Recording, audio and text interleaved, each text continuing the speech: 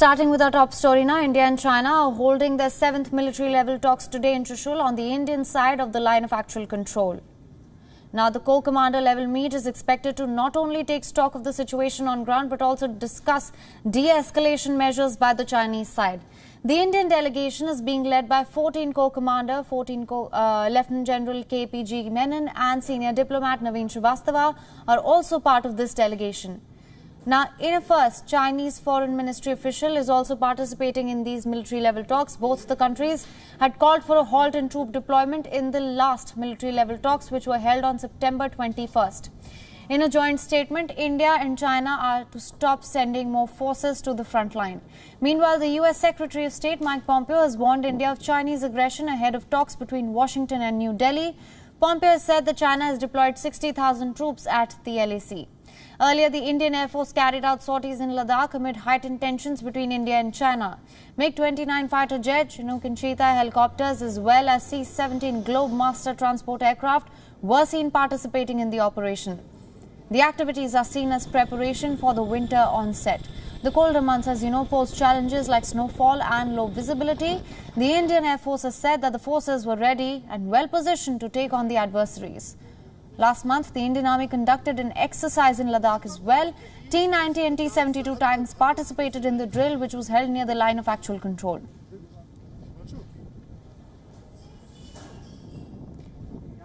We are now being joined by our principal diplomatic correspondent, Siddhant Sibbal. Thank you so much for joining us. As we know, this is the 7th round of talks between the two sides. Can we expect a concrete breakthrough this time? Well, that is the big question. A breakthrough is something that is not seen as something that will be a very positive outcome. But will it happen is the big question, given the fact that since May, India has been calling for disengagement by the Chinese side at the line of actual control. But that hasn't happened. In fact, what has happened even after the 6th co-commanders conversation, which happened last month, after which a joint statement was released, is the fact that the Chinese are digging in for the winter. It looks like a long haul. There is no movement by the Chinese to remove the build-up that has happened in past few months. Of course, these talks are expected to be something that can be a major way to break ice between the two sides in every way possible.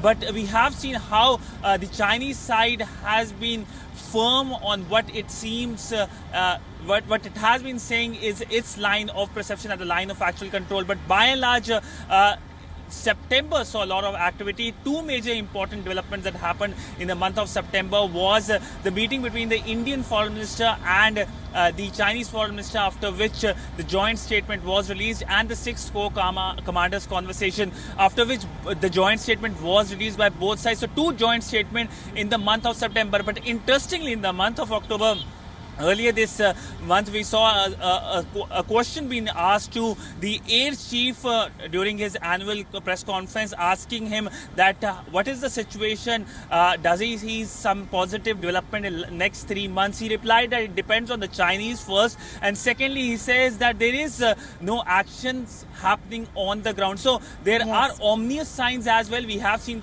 statements coming from the United States as well. In fact, the Deputy U.S. Secretary of State will be in Delhi from today for next few days. So by and large, multiple developments happening, but largely it's a cautious conversation which is happening between the two sides.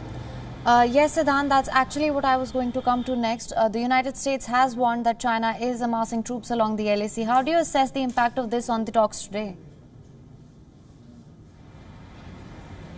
Well, there won't be any impacts on what the Americans are saying. In fact, the US President has been saying in the past that he is willing to mediate between India and China. That, of course, has been dismissed by both New Delhi and Beijing. But by and large, it shows that what the world community thinks about the situation on the ground. We haven't seen any public statement by both sides on the number of Chinese troops at the line of actual control. But interestingly, over the weekend, we saw statement by US Secretary of State in an interview saying there are 60 60,000 Chinese forces at the line of actual control. That, of course, is a dangerous development, and these troops aren't moving. We have seen earlier this year the Galwan incident in which India lost 20 of its soldiers.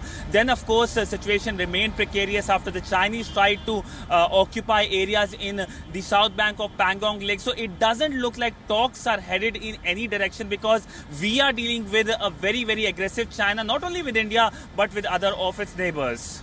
Yes, you make a very important point there, because my question to you next is, what do you think is on the agenda this time? Because they have been having these talks for a while now. What do you think would be different about this meet?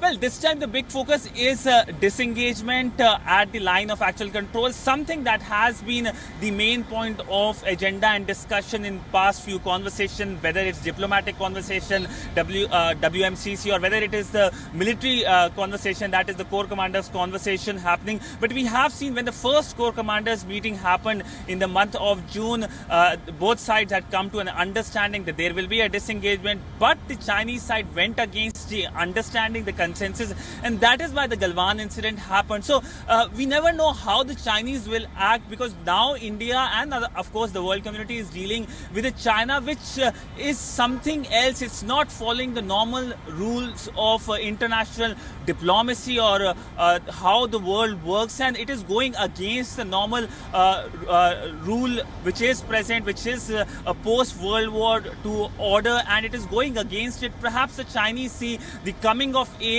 of Beijing after the huge economic development in past 2 decades, and perhaps it's now becoming aggressive, and COVID has perhaps given it a more chance to be aggressive with its neighbors. All right. Siddhant, thank you so much for joining us with all those details. We will definitely continue to track this closely.